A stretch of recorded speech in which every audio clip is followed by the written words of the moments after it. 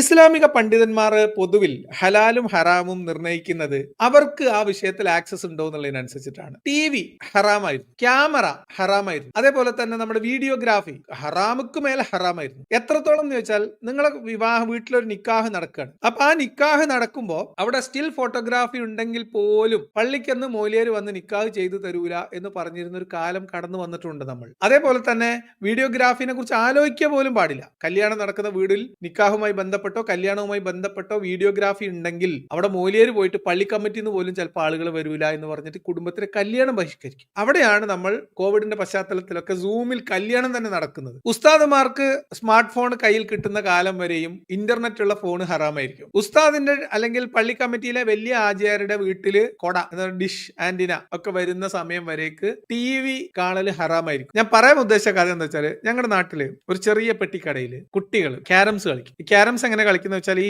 പെട്ടിക്കട നടത്തുന്ന ആള് ഒരവസ്ഥയിലായിരുന്നു. അപ്പൊ അദ്ദേഹത്തിന് എന്തെങ്കിലും ചെറിയ രീതിയിൽ അവിടെ വല്ല വെള്ളമോ ബിസ്ക്കറ്റോ മിഠായിയോ ഒക്കെ കച്ചവടം നടക്കുന്നതിലേക്കാണ് അങ്ങനെ ആളുകൾ അവിടെ എൻഗേജ് ചെയ്യാൻ വേണ്ടിയിട്ടാണ് ഈ ക്യാരംസ് അവിടെ സെറ്റ് ചെയ്യുന്നത്. അവിടുത്തെ പ്രത്യേകത എന്ന് വെച്ചാൽ ഞങ്ങൾ കുട്ടികൾ നിസ്കരിക്കുന്ന കുട്ടിയാണെങ്കിലും അല്ലാത്ത കുട്ടിയാണെങ്കിലും മഗ്‌രിബ് നിസ്കാരത്തിന്റെ സമയമാകുമ്പോൾ എന്ത് കളി കളിക്കണേലും അവർ നിർത്തും. നിസ്കാരത്തിന്റെ സമയത്ത് പിന്നെ കളിയില്ല. മഗ്‌രിബിന് ശേഷം ഒരു കളിയും മുന്നോട്ട് പോകില്ല. ബാങ്ക് വിളിക്കുമ്പോൾ പിന്നെ കളിക്കാൻ പാടില്ല. ഇത് നമ്മുടെ എത്തിക്സ് ആയിരുന്നു. അപ്പൊ ഈ കുട്ടികളൊക്കെ വൈകുന്നേരത്ത് അവിടെ ഈ കടയിൽ പോയിരുന്നിട്ട് എന്ത് ചെയ്യും, ക്യാരംസ് കളിക്കാൻ തീരുമാനിക്കും. പക്ഷെ ഈ ക്യാരംസ് കളി നിങ്ങൾക്ക് അറിയാലോ, മുടിഞ്ചിയാന്ന് ഞങ്ങളുടെ നാട്ടിൽ പറയും. നിങ്ങളുടെ നാട്ടിൽ എന്തായാലും പറയാ ഇങ്ങനെ മുടിഞ്ചി കളിക്കുക. ഇങ്ങനെ കളിക്കുന്ന കളികൾ ഹറാമാണ് പോലും. അതുകൊണ്ട് ക്യാരംസ് വെച്ച് ആ കടയിൽ കളി നടക്കുന്നതിന്റെ ഭാഗമായിട്ട് ഈ കടക്കാരന് ഒരു രക്ഷയില്ലാത്ത സമ്മർദ്ദം. അവിടുത്തെ പ്രധാന ആചാര്യ ഇളകിയ വശായി എല്ലാരും കൂടിയും ഈ പറയപ്പെടുന്ന ഈ കടക്കാരന്റെ നേരെ കുതിര കയറാൻ വന്നു. അയാൾ പേടിച്ച് ഹലാക്കായി. മീൻസ് കച്ചവടം ആ നാട്ടുകാരെ പള്ളി കമ്മിറ്റിക്കാരെയും മദ്രസ കമ്മിറ്റിക്കാരെയും ഒക്കെ പിണക്കിയിട്ട് നാട്ടിൽ ജീവിക്കാൻ പറ്റില്ലല്ലോ. അപ്പൊ അതുകൊണ്ട് എന്ത് ചെയ്തു, ഈ ക്യാരംസ് വേണ്ട എന്നൊരു തീരുമാനത്തിലേക്ക്. ആ ഇടക്കാണ് ഞങ്ങളെ ക്യാരംസ് ബോർഡിന്റെ കാര്യത്തിലൊക്കെ ഒരു തീരുമാനം ആയതിനു ശേഷം ഒരു 3-4 മാസം കഴിഞ്ഞപ്പോഴത്തേന് ഈ ആചാര്യന്റെ മകന്റെ കല്യാണം കഴിഞ്ഞു. മകന്റെ കല്യാണം കഴിഞ്ഞ്